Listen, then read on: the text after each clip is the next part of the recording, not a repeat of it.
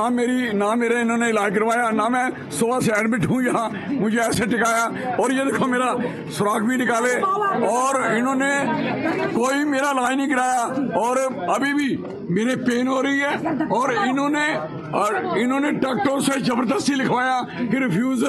Refusal लिखा कि मैंने कहा मैं सीढ़ी मैंने कहा मेरी एडमिशन की फाइल नहीं बनी, मैं सुबह से मेरे कल से हूँ यहाँ, मेरी एडमिशन की फाइल नहीं बनी, मुझे उसी इमरजेंसी में रखा हुआ है।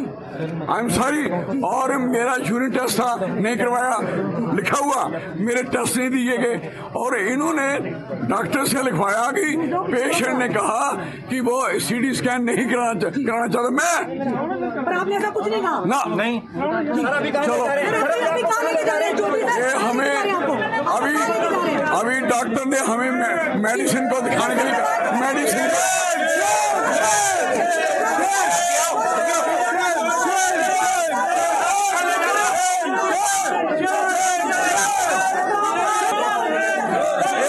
मुझे दिखाना था, अभी मुझे मेडिसिन में लेके जाना था, लेकिन नहीं जा रहे, मुझे सीधा अंदर से नहीं जा रहे।